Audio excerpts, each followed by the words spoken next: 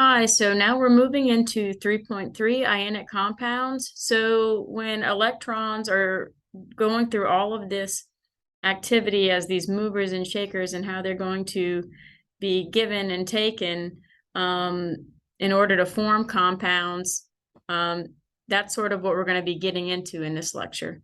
Okay, so when a metal and a nonmetal combine, those electrons are going to be they're going to be given and taken, and they're going to form oppositely charged ions. All right. So, right, we already talked about those types of ions that can be formed. All right. Cations and anions. And so it's that attraction that between those two opposite charges that forms that bond that is called an ionic bond. All right. And so whenever a compound is formed, with atoms of these elements that are going to have these different charges, that's going to be called an ionic compound. And we have these examples here. This is an example with sodium chloride, so that's table salt. All right. So you're going to have your sodium, and you can look on your periodic table and see what group sodium is in. So that's going to be in group 1A, right? So you have to get used to looking up things on your periodic table. So that's in group 1A. And what about chlorine, right? That's 7A, right? Makes sense, right? And so what we have drawn here, and we're going to talk about this more, are basically Lewis structures where these little dots that you see represent the outer electrons that are going to be valence electrons that are going to be participating in these chemical interactions for stability.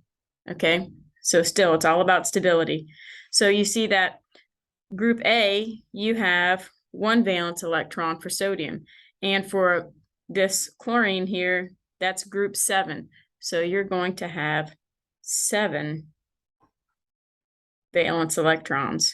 All right, 7 valence electrons and 1 valence electron. So remember how we were saying how everybody wants to be like the far right end of the periodic table and be stable with an octet. That's still what we're talking about today. And so we're going to have this sodium who has this 1 electron. So that's way far away from 8, right? They need a lot more electron. They need a good bit more electrons. And then you can think about chlorine. All right, so chlorine, we know that chlorine wants 1 more electron. All right, so guess what? And this is beautiful. So what you can have is an ion formation here, right? So sodium wants to give one of these electrons away, right? They want to give one away, right? Because they're not so much like chlorine, right? Chlorine wants to gain 1 electron. So it's the perfect combination. So sodium is a long way from 8. All right, so they'd either have to gain a bunch or lose 1. They're going to lose 1. They want to give away that electron, all right?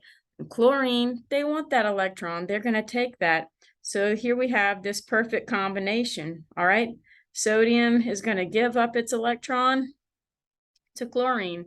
It's perfect. So then sodium has this positive charge, and we have here this chlorine with the negative charge.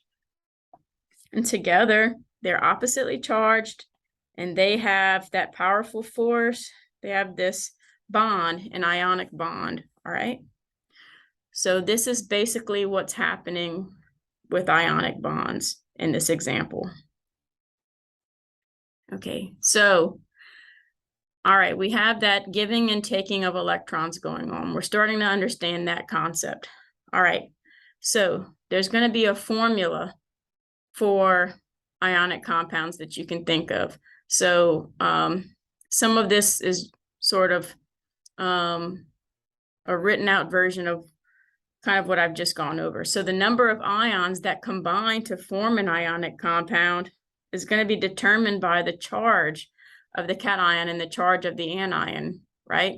Like you see how perfectly well sodium and chlorine went together just now, right? So those cations and anions are going to combine, those charges are going to combine in a way so that the net charge is going to be 0. Okay. All right. So if you think of sodium chloride, so we had that sodium that had a positive charge and that chlorine had a negative charge. That was a -1 and a +1 that equaled out to 0. So that was a net charge of 0. So with your ionic compounds, that's what you're going to have, a net charge of 0. All right, so you're always going to make sure that the charges cancel out. So whenever you're writing the formulas for these compounds, ionic compounds, you represent the number of each particle in the compound with a subscript. So these are going to be some rules for writing out these ionic compounds, and I'm going to do a lot of examples of those for you, a few in the video, and we're going to do some in class. And the charges in the formula of an ionic compound. All right. All right. They're not going to be shown. All right. So you're going to see exactly what I mean. Because overall, the charges are going to cancel out. All right. So it makes sense. So there are some steps to writing out these chemical formulas, and you can follow them here. You can always use these sort of steps. You can practice these steps whenever you're working problems on your own. So step 1, you are going to determine what is the charge of the ion on the table, all right? We're looking at the main group elements, okay?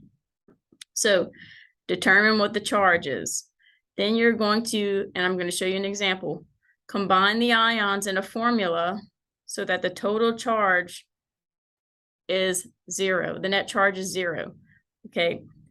All right, and then you're going to check your formula. So it's just like everything else, the last step is just to check, make sure everything balances out. All right, and so they've got this example here. All right, aluminum. All right, so aluminum, they have right here, you have this +3 charge. And what group is aluminum in on the periodic table? All right, it's in 3A. So you see what I did there? All right, and oxygen is in group 6A. All right, so we know, all right, 6 minus 8 has a -2 charge. All right, so oxygen has the -2 charge. So we get that from the table.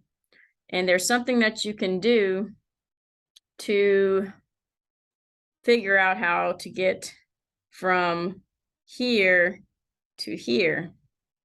All right, so just basically, you're going to write Al3. You're going to have O2, and you're going to bring this 3 over here. You're going to bring this 2 over here, all right? And we're not writing the charges. Remember, that's part of the rules, all right, that I just went over. Not part of the steps, but part of the rules. And so you're going to write out like this, Al2O3. So you see what I did there? I just crisscrossed it. That's just called the crisscross method or something of the sort, however you want to think of it. So it's really just as easy as that. All right. All right, so I'll give you another example here with what I'm talking about. So we have our ionic bonds. A lot of times we'll have this positive metal and this negative non-metal. I think I said that right. So let's say we have calcium from group 2 and we have chlorine from group 7. All right. So that's just for you to know. So the charges are going to be, oops, plus 2, all right, and minus 1. All right, so we're going to put these two together, although something that you're going to see, we're going to show a little more in depth of how these combinations happen, or actually, I can kind of show you in this video. So you saw some of those Lewis dots earlier that just represented the valence electrons. So if we draw out calcium, all right, we draw out calcium, we have our 2 valence electrons, and we draw out chlorine, we'll have chlorine 1, 2, 4, oops, chlorine 1, 2, 3, 4, 5. Hold on a second. All right. So you can have some electrons that are shared between calcium and chlorine, but basically we're going to go into a little more depth about this. But you have this other electron then that's still available, that's reactive, that wants to share. And so it's going to share with another chlorine in the same way that it shared with this chlorine. All right. So that's all I meant by just talking about it in a little more depth. Let's avoid confusion for now. All right. So basically we can do our little switcheroo, our little crossover right here. Okay, so you can bring this 1 over here and you can bring this 2 over here. All right. So you have calcium chloride. All right. So you have this like this. And you also can make sure that the charges balance out. All right. So here you have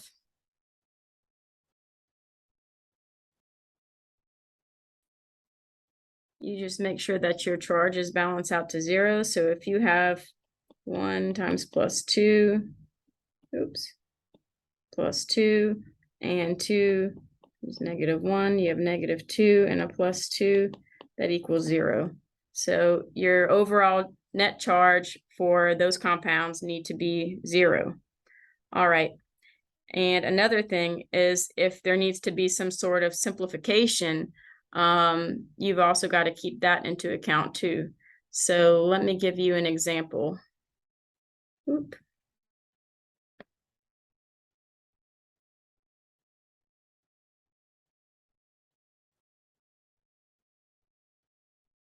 All right. So if we're going to use, let's see, let's take calcium sulfide. All right. So let's say if we have calcium, all right, that's going to be +2 charge, and we're going to have this sulfur. All right, it's going to have a -2 charge. They're just going to cross over 2 and 2, and those are going to reduce. So you have to reduce if you possibly can. All right, 2 is divisible by 2. Those both cancel out. So whenever you write out this formula and you see how the charges cancel out, right? That one's really easy. So altogether, you're just going to have a net charge of 0, and you're just going to write calcium sulfide like that. All right. There you go. So there's just a few examples, and we're going to work some more examples, but just those are some of the basic rules and some of the steps that you'll follow. Okay, so these are some rules for predicting the number and the charge in the chemical formula. So the first rule is the formula for an ionic compound has no net charge, right? So I can't say that enough. Okay. And the second rule is that the charge of the anion is known. All right. So that anion, that negative charge, all right, is known. So we're going to work out some examples of writing out these ionic compounds. So that's kind of the best way to do it, I think. So also, whenever you're naming an ionic compound, so the names of the two ions are both going to be there combined. The cation, the positive, like the metal, that's going to be first, all right? And you're not going to say the word ion, like sodium chloride, right? You don't see the word ion anywhere in there, all right?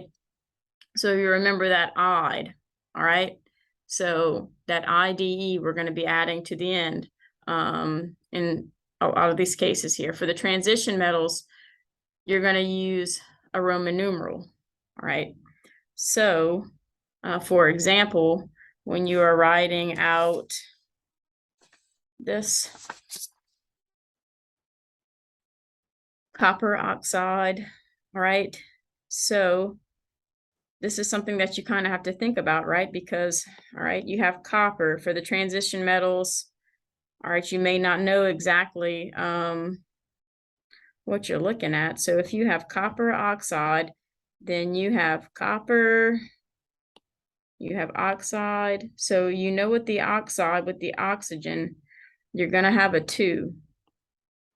All right, and that 2 is going to go over here.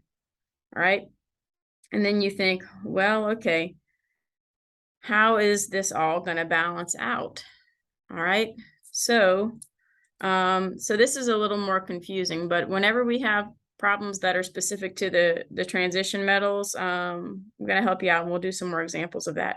So like if you're going to balance this out, then you might say, all right, well, that's why you're going to have to be specific in the naming. All right, so maybe you have a copper 2. All right, and so whenever you're going to be writing out these names, all right, like copper oxide, you're going to have to be specific. So you're going to write out copper just as so, and then this Roman numeral is going to indicate the charge. Okay, so that's what I mean by that. So maybe that charge that you have that's going to go into this compound is 2. So, all right, and there you go. So it's going to be a little bit tricky with the transition metals. All right. All right, and for our polyatomic ions, oftentimes you're going to have a table when it comes to naming these things. But you see, like here you have calcium, and here you have phosphate, right? You have those oxygens there. All right, so the best way to learn these is by doing some examples, I think. All right, so we're going to pull up some examples, problems to do. All right. Oof. All right, section 3.3. Okay, we're going to work through a few of these. All right. So we're going to give the formula and name for the ionic compounds formed in the following pair of ions. All right, gold 3 and chloride, an antimicrobial. Okay, so how do we do this? All right, so we have gold 3. So we have to write the chemical symbol for gold, all right, in gold 3, that is. All right, so we know that we're going to put a +3 up here. All right, so there you go. And chloride. All right, so we have chloride. We know that we have this chlorine ion, all right, negative chloride. Okay, so how are we going to put these together? All right, we can do that crisscross. All right, so we have Au +3, and we have chloride. All right, that 1's understood, so you bring a 1 over here, and you bring the 3 over here. All right, see, it's that easy like that. All right, so then you're going to write this out just as Au, okay, that's just a 1, Cl3. Okay, so do you see how it goes? All right. So that's not so bad. All right. Calcium and sulfate. All right. So let's see how this goes. All right. Calcium. We're going to know what that charge is, right? Group 2, 2A. All right. And sulfate. Sulfate. All right. So we have this polyatomic. So we have parentheses on here. All right. So we're going to write this out this way.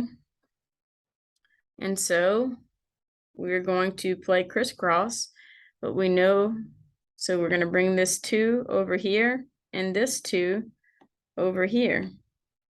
All right. And you can always check and make sure that the charge is balanced. All right. Like I showed you. So earlier here where you have 3 negatives and 3 positives, right? For the charge. It balances out. All right. And the same thing here, 2 positive and 2 negative. But whenever you write this out, the 2's are going to be reduced, right? So you're just going to write out calcium sulfate. And so let's say you write sulfate. Not anymore. You don't really need to write these parentheses anymore. All right. So there you go.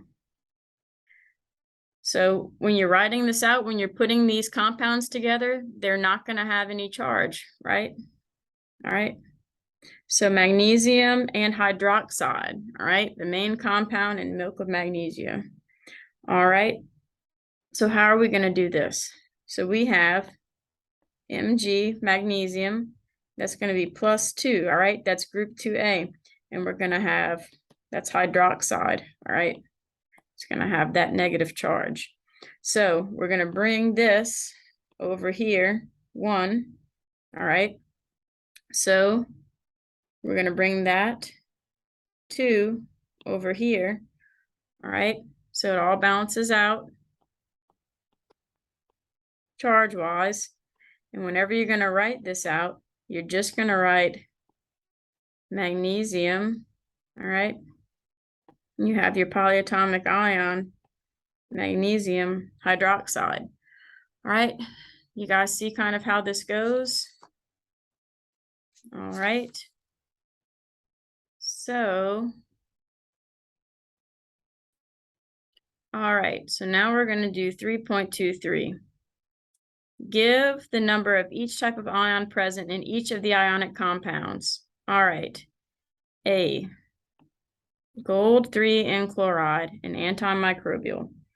All right. So how are we going to do this? They want to know the type of ion present in each of the ionic compounds. All right, so gold 3. So this is what we worked earlier. All right, so we have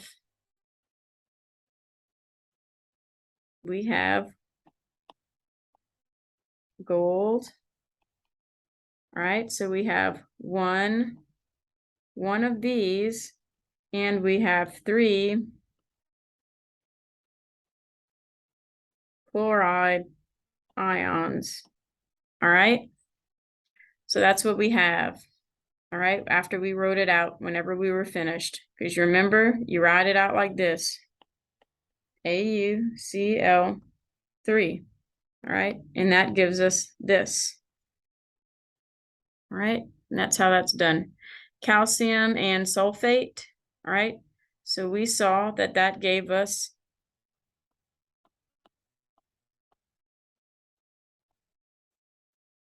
all right, so this gives us 1 calcium ion and 1 sulfate. All right. So magnesium hydroxide, we're going to have magnesium hydroxide this way. So this gives us 1 magnesium ion and 2 hydroxide ions.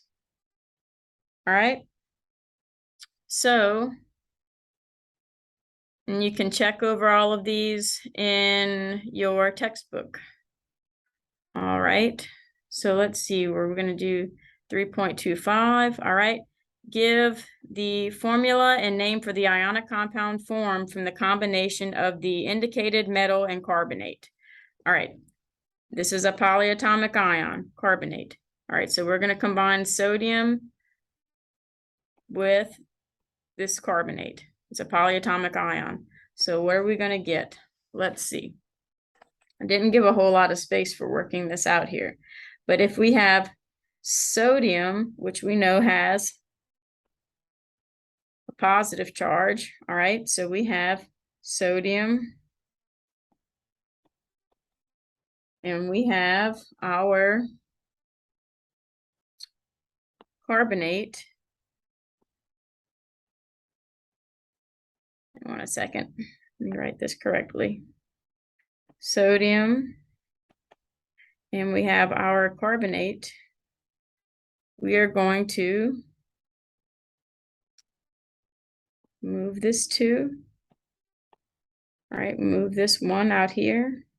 So we are going to have, it's super messy, but we're still sort of just playing the crisscross game. So in your final product, you're going to take that 2 from carbonate, and that goes down there. All right. And here you have CO3. All right. So that's as simple as that. So that's A. So let's do B right here, just for a little more space. All right, Fe2. All right, so it specifies right here with this Roman numeral. All right, so that's Fe2. So you know that that's going to be written like this. All right, Fe2.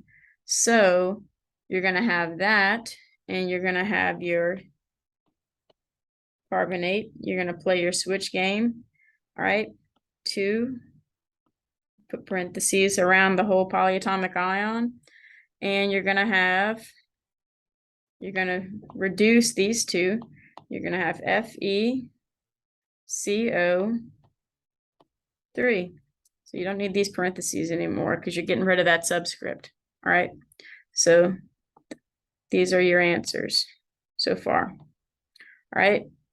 So, and if we're going to write this out, that's iron, right? Iron, 2, right? Carbonate. All right. And this is sodium carbonate. Okay. And aluminum. So aluminum we know is going to have a +3, and we have our carbonate. All right. So what are we going to do? We're going to crisscross. All right. So we're going to bring the 2 over here, and we're going to bring this 3, this 3 over here. And so you're going to have, you cannot reduce these 2. Don't go inside of these parentheses and do anything with that 3. All right, don't do anything with the 3 that's already part of carbonate. And you're going to have Al2CO3.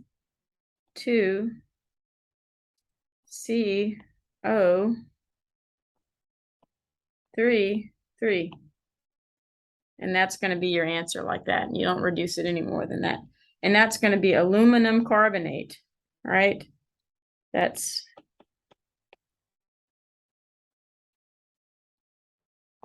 aluminum carbonate. All right. So, all right. So 3.27, we're going to give the number of each type of ion present in each of the ionic compounds. I think we can work this one in class. All right. Or rather, we're going to work 3.28 in class. And you can look at what the answers you get from this problem are in your textbook. All right. So let's look at the next chapter, or the next section in the chapter. All right. So this is about octets. All right. More important, this is about octets again, rather. And more importantly, we just talked about ionic bonds. This is going to be about covalent bonds. So covalent is all about sharing, like covalent, like co-captain of the football team. You share the responsibility. So covalent is about sharing. All right. So we talked about metals and non-metals cooperating together to make ionic bonds. But now we're talking about non-metals, right? Non-metals and non-metals. And that's how we're going to know that something is a covalent bond. All right, that's going to be the giveaway. So non-metals combine by sharing valence electrons to achieve an octet. Okay, so they're going to share, all right? Covalent, all right? So if you break it down, right? Co is shared, valent electrons. So now you know what that word means, covalent bond. All right, so remember that the valence electrons in the bond are going to belong to both of those atoms of those two different elements, okay?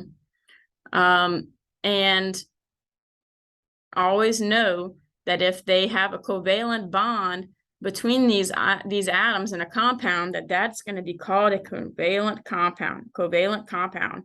All right. And the smallest unit of a covalent compound is a molecule. So that's different. So this is not really what we were talking about with ionic compounds. We're going to have these molecules here.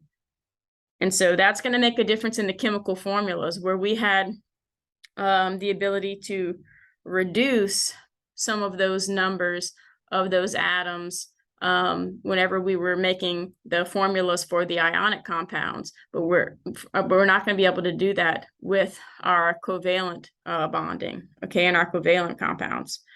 All right, so if we're talking about naming, here it says naming ionic compounds.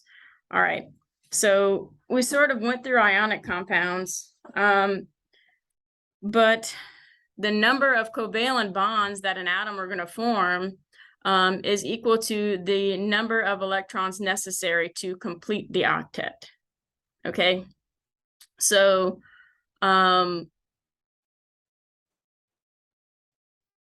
right, and I'm going to show you exactly what I mean by that. That definition right here, or this rule, is going to make more sense whenever you see the next couple of slides and some examples. All right, so the use of electron dot symbols, and y'all saw a few of those in the last slide whenever I gave a few examples, was developed by a chemist named G.N. Lewis. So those are going to be, we're going to call those Lewis dots. So those are fun to show how atoms share electrons in covalent bonding. So it really gives you a good picture of what's happening with those electrons. So we're going to draw those valence electrons around the chemical symbol, okay? So an example of that, find an example of that for y'all, would be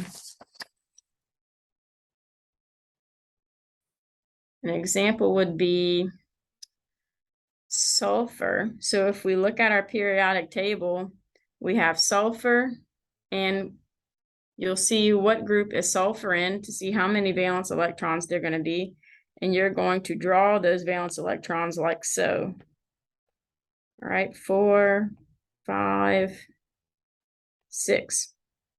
Okay, so you have sulfur. Let's see. Just going to look for my periodic table.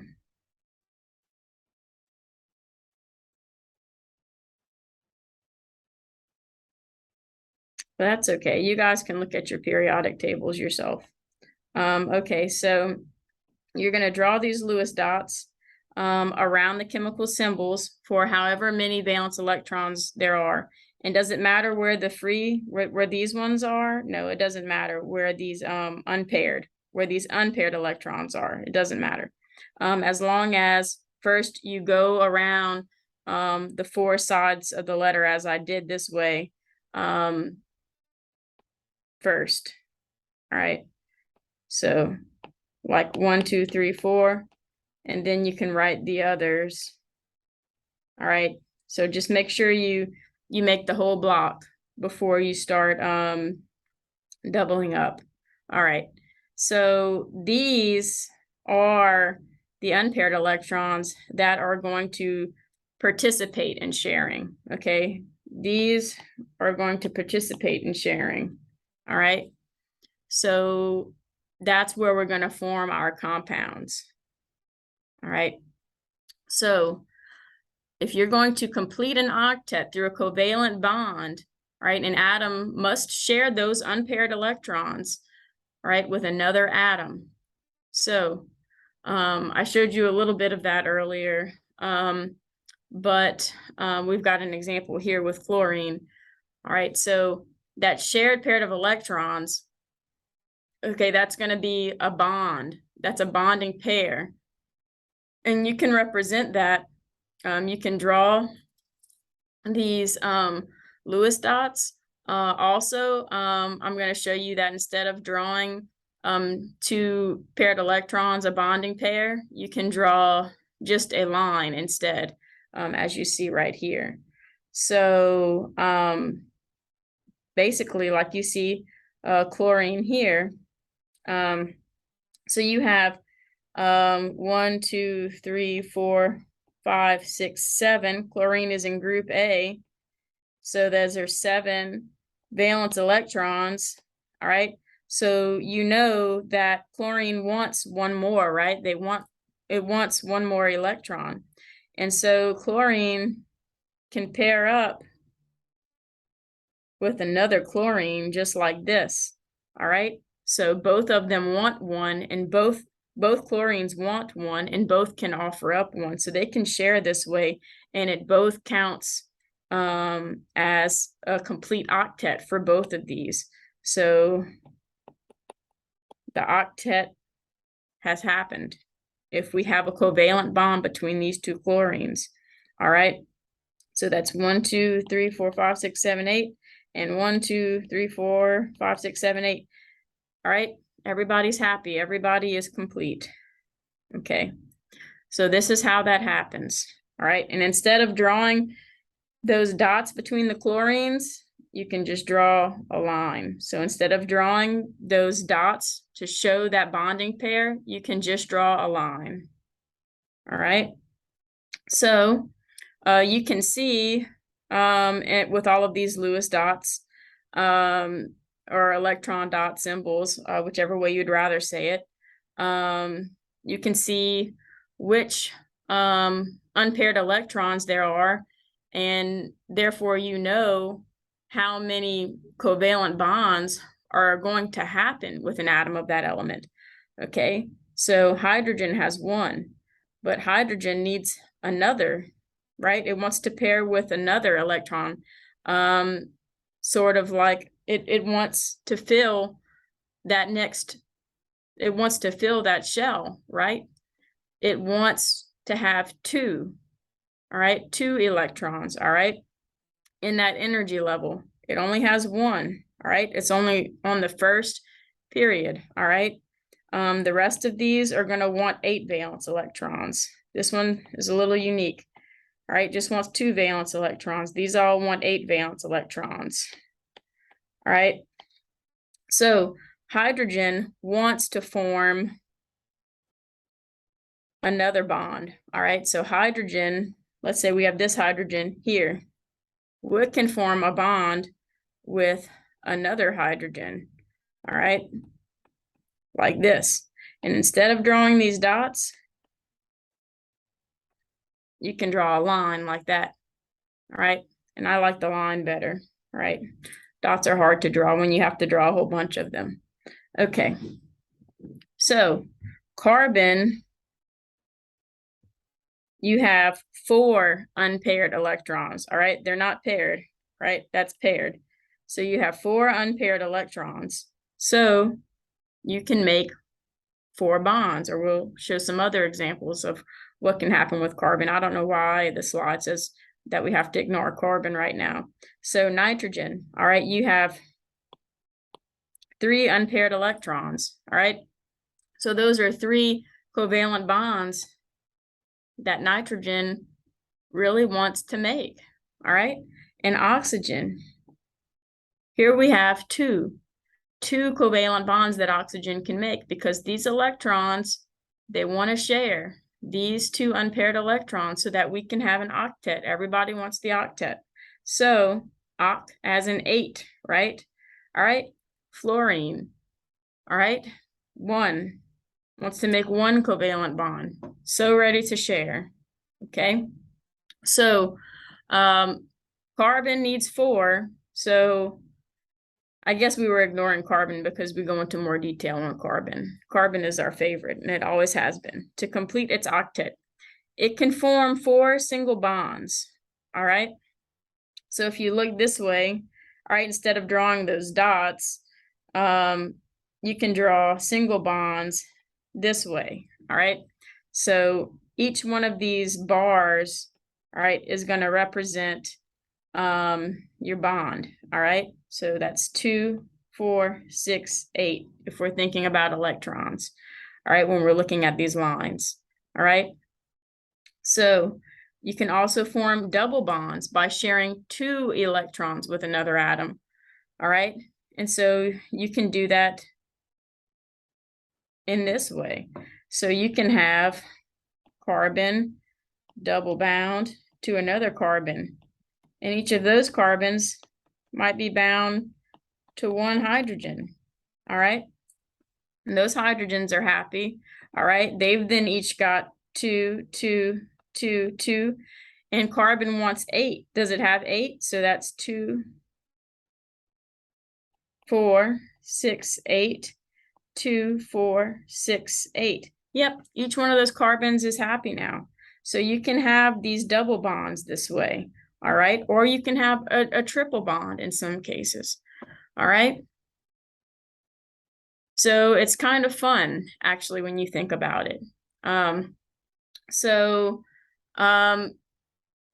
Here you can see examples for not only carbon in the different ways that it can bond, but you can also see that with nitrogen. So you see that you can have these 3 bonds this way, or you can have this double bond there and a single bond, or you can have this triple bond, all right? And you see what happens with oxygen. And so everything in group 4A, 5A, 6A, 7A, all of the elements that are in that group, remember when I said a group gives a lot about the characteristics of the elements that are within that group. So you can understand a little bit about their electron sharing, right? If they're within the same group, this is one of those things. If they have the same number of valence electrons, they're going to share in similar ways if they're in the same group. So elements in the same group,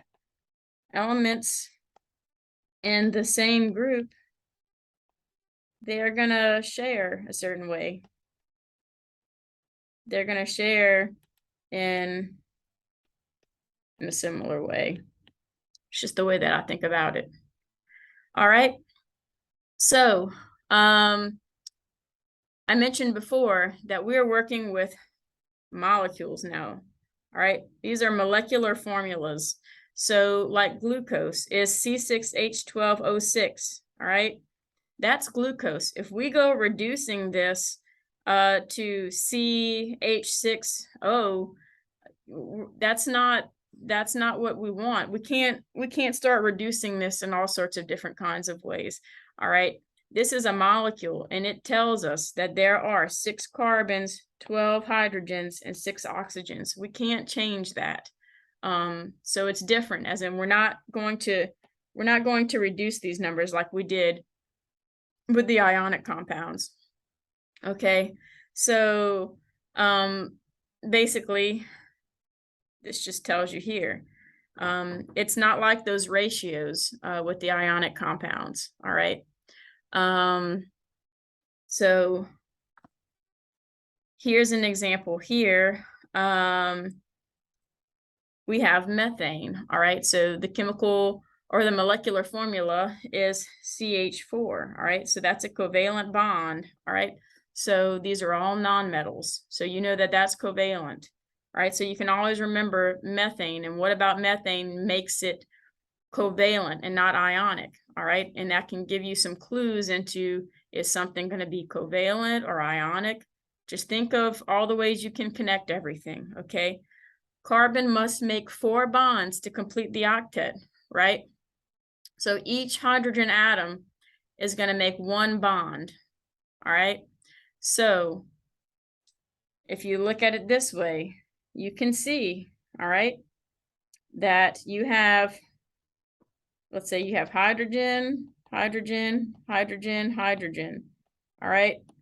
Everybody wants to share, all right? And carbon wants to share. Carbon wants to share. 1, 2, 3, 4. So if you look at it this way, everybody's happy. We all have our paired electrons, all right? All the sharing is done. And each of these hydrogens wants 2, and carbon now has 2, 4, 6, 8, all right? So these representations, as you see them here, are Lewis structures. So we're thinking about that scientist today, Lewis. Okay, here are the steps for drawing the Lewis structures for covalent compounds. You're going to draw the correct electron dot symbols, then you're going to line up the atoms, draw the Lewis structure, confirm the valence shells are complete, so you're going to check your work and check your structure all together, okay? So we're also going to be naming covalent compounds. All right, so binary compounds are composed of 2 elements, all right? And so they're going to be named in this way, with the first element, all right, is going to be first in the formula. So you're going to name the first element in the formula. You're just going to write that out, all right? And the second element in the formula is going to have a different ending. It's going to change to "ide." Remember, like I talked about sodium chloride, calcium chloride, and so on and so forth. So you're going to use that "ide," but that's not telling us anything about the number of atoms. So what we're going to do with covalent compounds, in contrast to ion compounds, we're going to do something new. We're going to use prefixes, okay? So basically, you're going to show the number of the atoms of those elements that are there, because nonmetals can combine with each other in many different ways. So you have to be specific, or nobody will know what you're talking about. All right. So we do have common names for compounds, like H2O is water. You can say water, and you know that it's H2O, that you have 2 hydrogens and 1 oxygen. But there are other ways of naming water. All right. So what we're going to do, if we're going to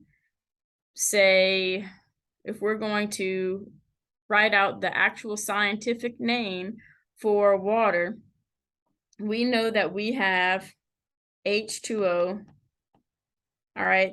That's our formula. So we know we have hydrogen, so we're going to just spell out the first one, all right?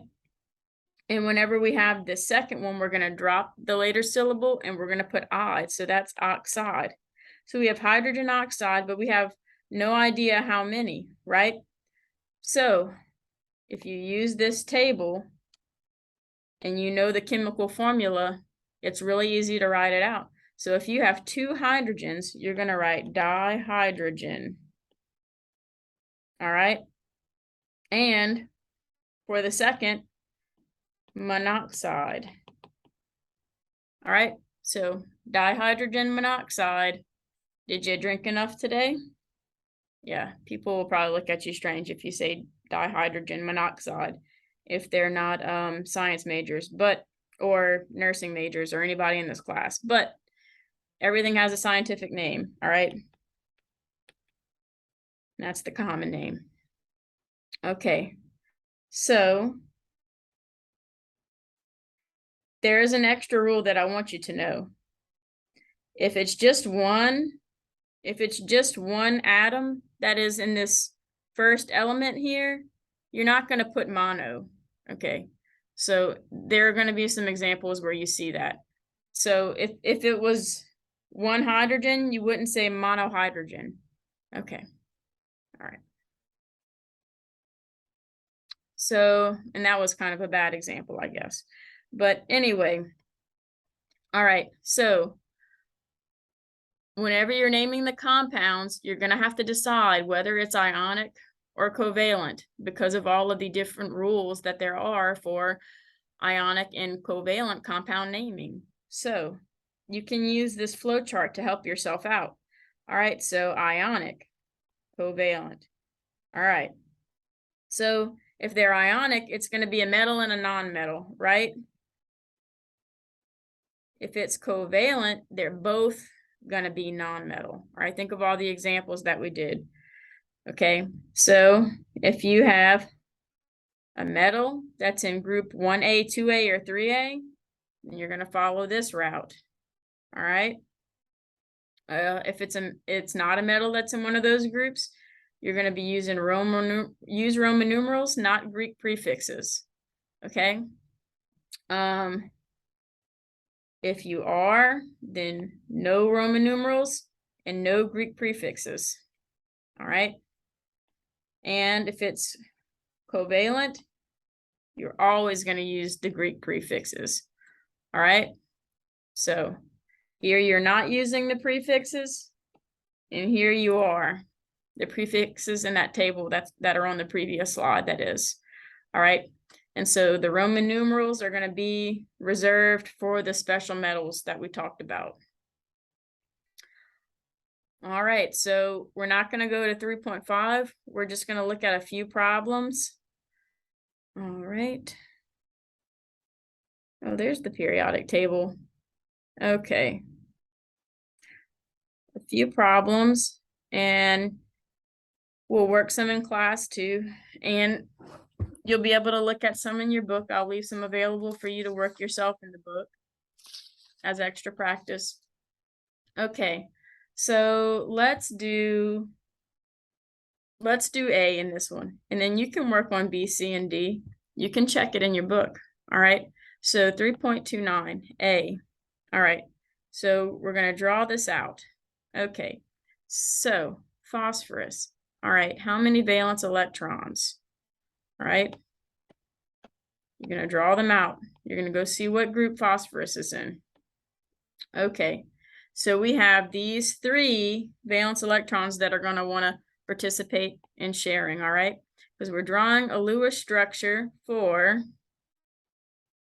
what we've got in A, all right? Used in manufacture of herbicides. All right. All right, and just as extra practice, what would we call this one?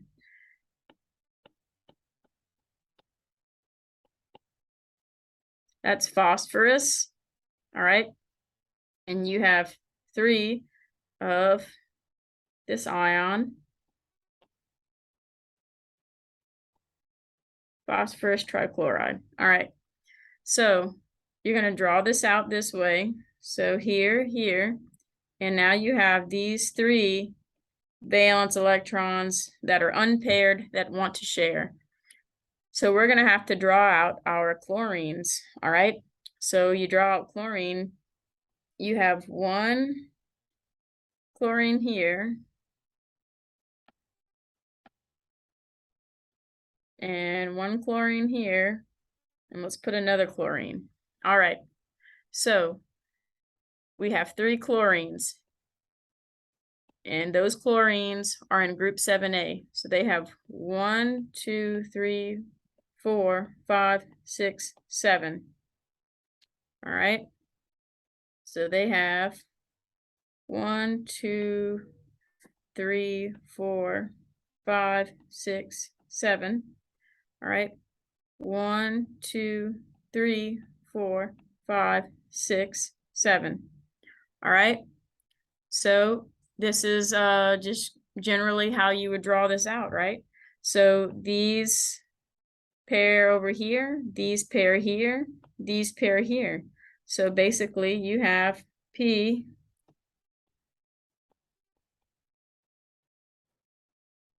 but you're going to have to draw it out and see where all of these electrons belong and how they share with each other. All right, so you're going to have to be familiar with how to draw this out.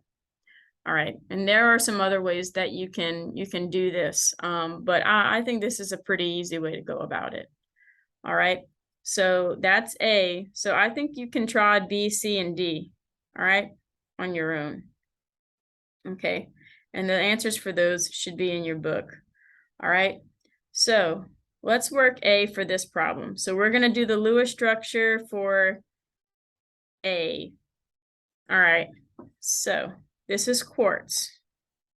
All right, so what are you going to do? So as I mentioned before, we have some sort of common names too. So you're going to have your silicon. So how are you going to draw this out? You're going to find the group and you're going to base your valence electrons on that. All right, so you're going to have 1, 2, 3, 4. All right. So what are we going to do? All right, we have 2 oxygen. We have an oxygen here, we have an oxygen here. Let's write out our oxygen. So we have 2, 3, 4, see, 5, 6. All right. So actually,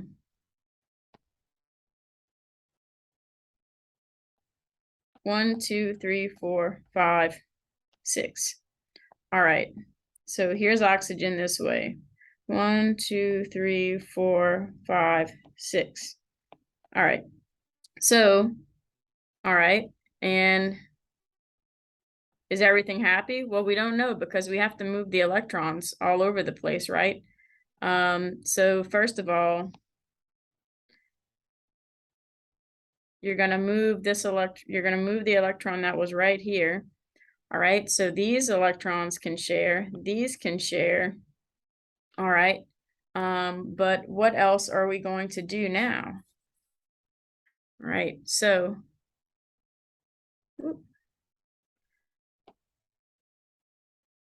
I'm going to redraw this in a way that makes sense. So, all right. So if you have your silicon, I think I was writing the wrong chemical symbol just now, maybe. All right, you're going to have really just a double bond. 1, 2, 3, 4. 1, 2, 3, 4. So you kind of just have to look at it and figure it out. So you had to move what we had before. All right.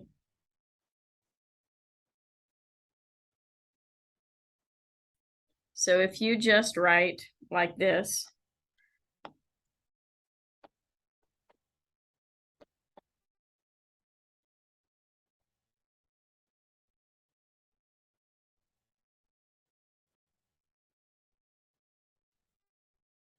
all right, you've got to kind of like figure out how you're going to make these relationships work. All right, so you don't really want this one to be by itself, so you can move it here.